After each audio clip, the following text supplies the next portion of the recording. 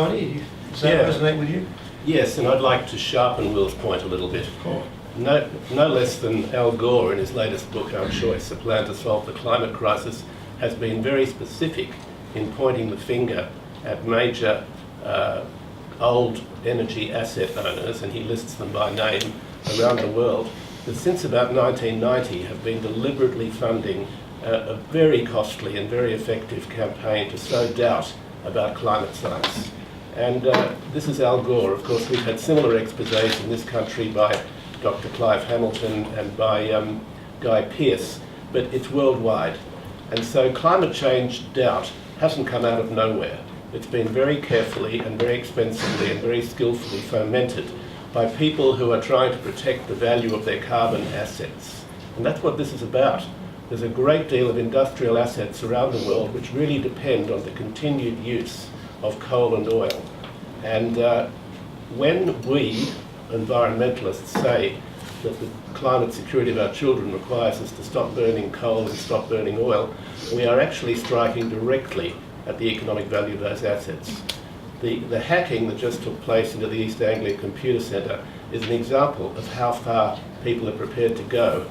These are very big stakes and it's a very dirty game. I think in a sense, I was just going to add to that, I think that we do share a lot of economic underpinnings with the US, and in a sense our debate is going to mirror the US debate to a large extent. And so unfortunately, the lobby groups in America, another advantage / disadvantage of sharing a language, means that we will share their political arguments as well on this. There's another factor too, that Australia, Canada and Russia are resource exporting economies. We all really live off our quarries, Russia, Canada and Australia. So it's interesting that denialism is particularly virulent in the countries that actually have a broad economic interest in being able to continue to dig stuff up out of the ground and sell it internationally. Simon, what do you think about this? I think it's entirely understandable and entirely welcome that there's a debate on the science of climate change. I think those Scandinavian countries you cite are probably anomalies. Yesterday was the 150th anniversary of the publication of The Origin of Species. Now, the theory of evolution has been tested very, very strongly over 150 years. It's been proven and proven and proven, especially in the last 20, 30 years that molecular biology has backed up what Darwin came to. Still, it's under, there are evolution deniers. I saw on television on Sunday night a bloke who's got a theme park in the US somewhere, and he's one of the 6,000 years guys, and he's got humans and dinosaurs walking around together. And he reckons that the fossils are all there because of the Great Flood. So whatever theory you have, whatever science you have, there's going to be contrarians and people who disagree. And I think that's a part of humanity. I think another reason for it is that the prospect of climate change is a fear-evoking prospect. When you have fear, you have a fight or flight reaction, and that's partly what's happening. And also, there is still a debate in the science community. And there are ratbag scientists and iconoclast scientists and limelight-seeking scientists who maybe have less credibility than other people who are scientists and are wary of the IPCC's prognostications. But there is still that debate in the science community. And so I think having a debate is very sensible and understandable, and also I'm very wary of conspiracy theories. Okay, thanks. I think it's time now to open this up to all of you, because I'm sure that some of the statements our panelists have made will trigger some questions and comments from people out there. So let's have a little bit of discussion from the audience before we turn to Twitter. Who's got the first question? Right up the back.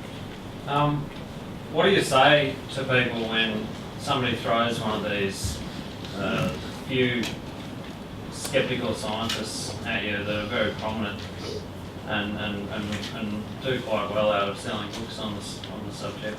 How do you respond to their point of view as a scientist? I think one thing I'd say, and I'm not going to address the science because this is not the issue here. First thing is, who is this person? It depends really on who they are.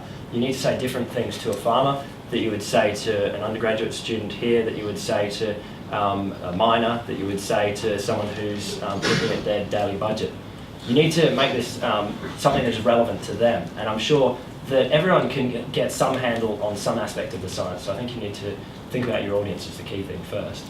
I would add to that you need to trust the processes of scientific peer review and assessment and exchanging data and hypotheses through reputable scientific journals. It doesn't make sense to be arguing on advocacy or affinity websites about climate science. It makes sense to be seeing what the serious scientific journals, peer-reviewed journals, are saying.